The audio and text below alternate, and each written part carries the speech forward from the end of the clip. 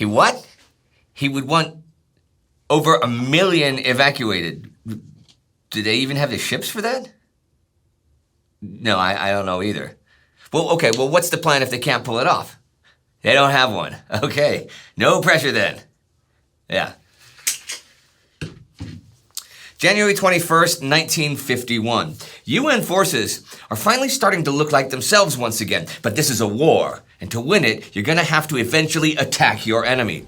Just as well then, because this week, the Americans start remembering how to do exactly that.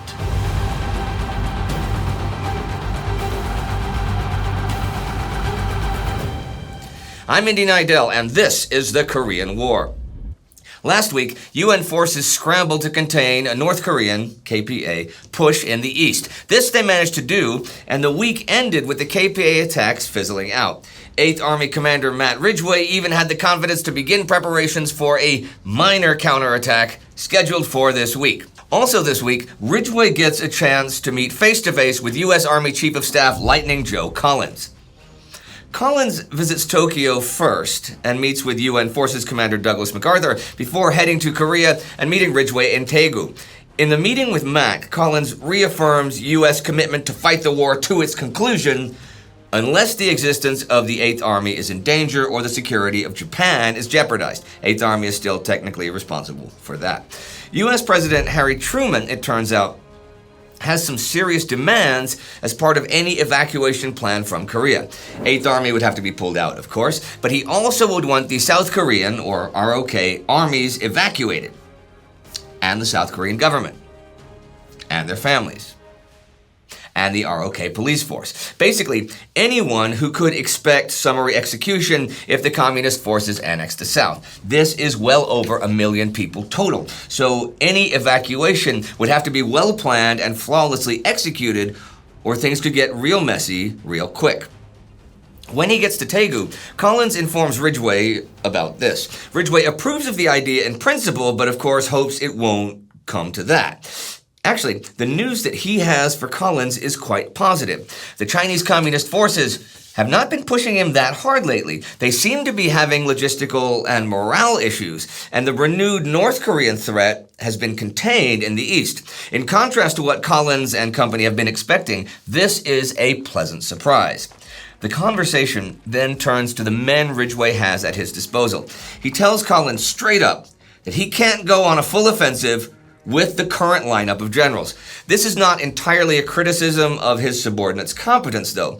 Ridgway knows the past few months of fighting have taken their toll on his commanders, and in his first weeks in Korea, he's given everyone the chance to step up and rediscover their old selves. But Ridgway can't wait forever, and today, he even cuts loose a familiar face.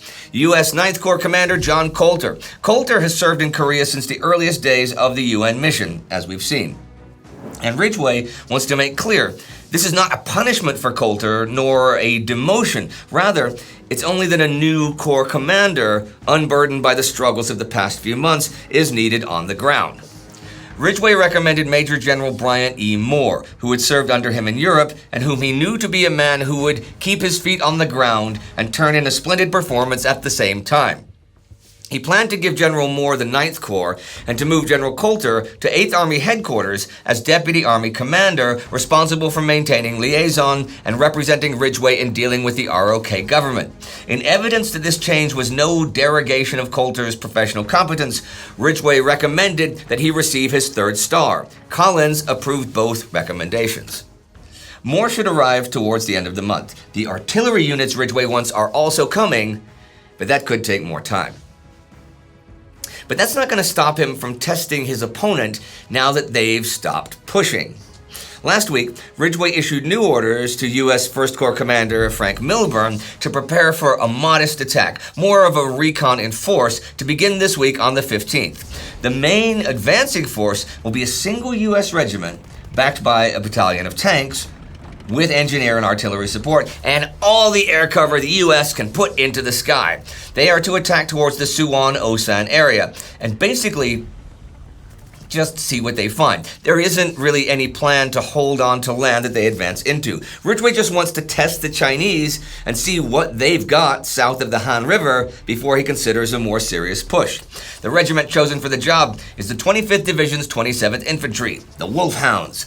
The operation is thus dubbed Operation Wolfhound. As per Ridgway's instructions, Milburn plans to keep the 27th well covered and not let any situation develop where his men get surrounded and need breaking out. So he sends elements of 3rd Division, which has recently joined the Western Front, as well as a battalion each from ROK 1st and 6th Divisions to cover the Wolfhounds' advance and prevent the Chinese from circling around and cutting off lines of retreat. The advance gets underway as scheduled, and the ROK units quickly make it to their target positions near Kumyangjiang. The detachment from 3rd Division, however, is stopped by the Chinese en route 20. The Wolfhounds themselves advance pretty cleanly and end the 15th in Olsson without encountering large resistance. As January 16th dawns, they head out towards Suwon, which they do expect to be heavily defended. And they're right about that. A large unit of Chinese infantry occupies the area south of the town, with machine guns emplaced in buildings overlooking them. All of this is enough for Milburn to call time on the operation, consider their recon mission complete, and order the Wolfhounds back to the UN defensive line. The Wolfhounds commander, Colonel John Michaelis, though, isn't going to settle for that. He sends his motorized infantry forward to Suwon with his tanks and tells them to attack the Chinese there with all they've got and then pull back. So in a firefight that lasts half an hour, Suwon's defenders take huge numbers of casualties, mostly actually from supporting airstrikes. In all, Milburn figures around 1,400 Chinese casualties over the 2-day operation, for only 3 dead and 7 wounded on the UN side. Now, obviously, when they start attacking on a larger front, that kind of ratio is not likely to scale up. This here is the U.S. putting every advantage they have, artillery, tanks, air power, into a very small area, and it works great. These sorts of combined arms operations are how the Americans fight best, and there's very little the Chinese can do to stop them when they're done right. So, the UN troops have found groups of Chinese south of the Han, but Ridgway's suspicions have been confirmed. The bulk of the Chinese forces are not here right now. He commends the Wolfhounds and issues orders on the 20th to both 1st and 9th Corps to begin preparing for a larger operation to go off next week, one to cautiously push all the way up to the Han River, Operation Thunderbolt. This week's little recon in force, though, is enough to satisfy Collins. What he's seen during his time in Korea, both personally from Ridgway and more tangibly on the ground, gives him great optimism for the future.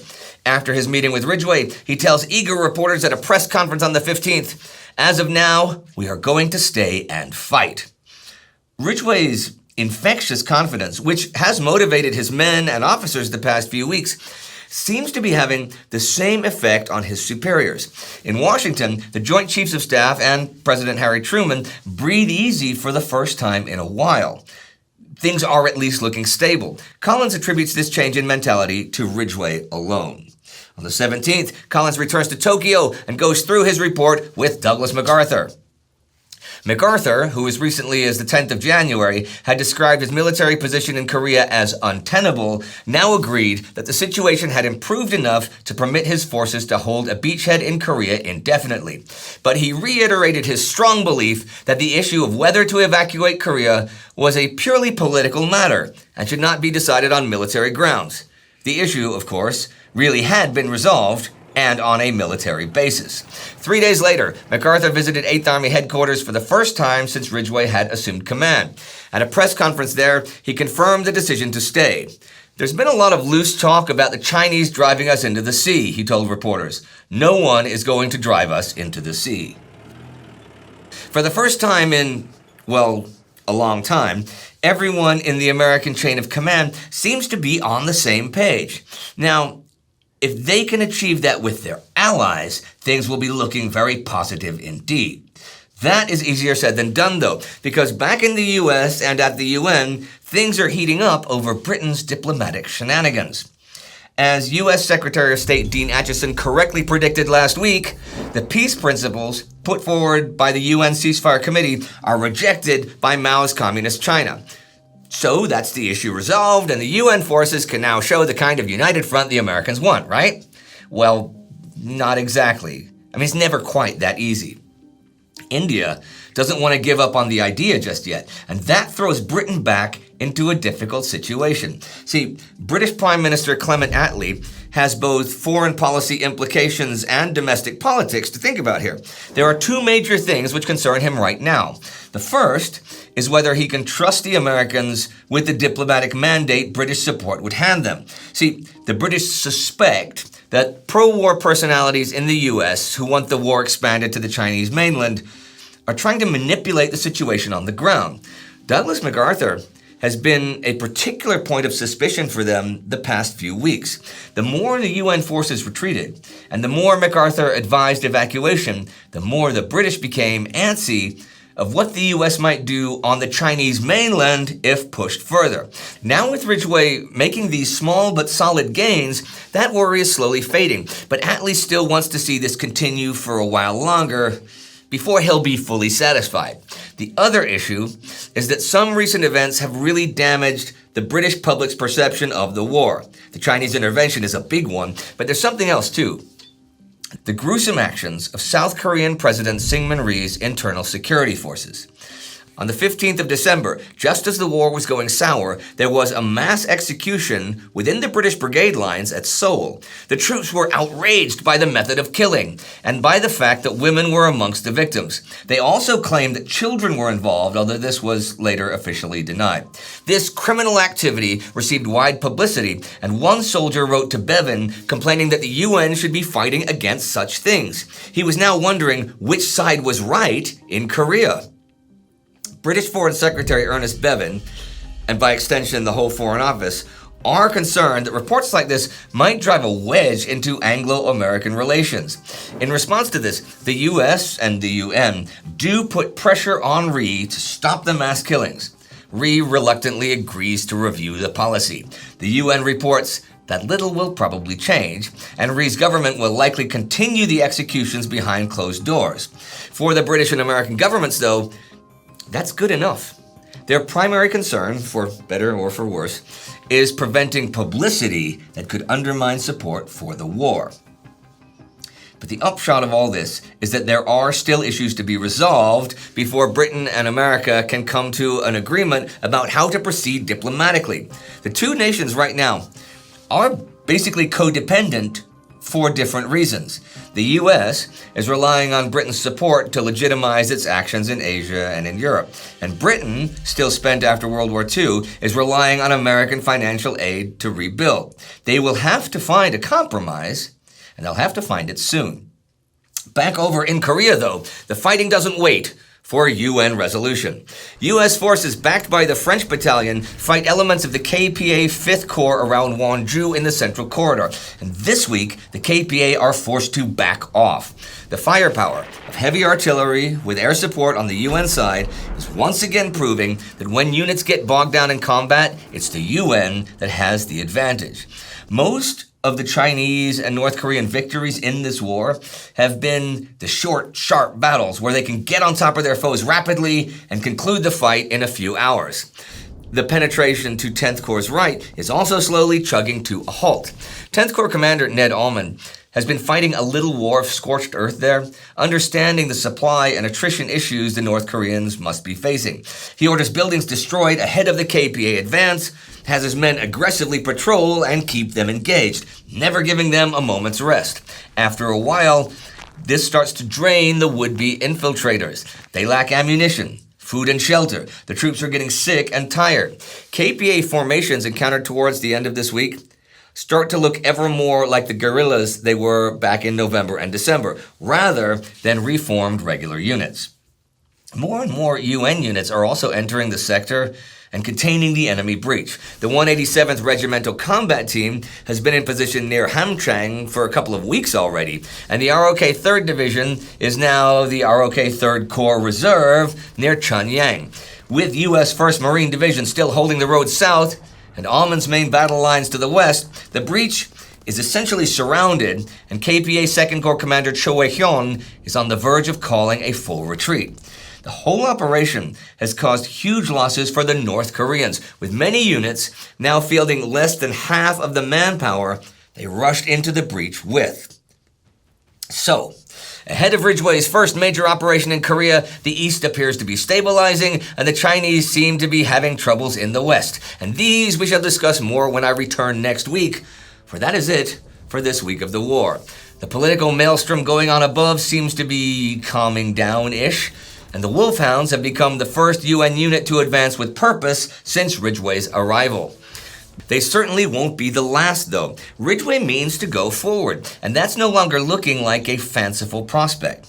Let's just take a moment here to really think about what a transformation this has been. Go back 1 month, 30 days.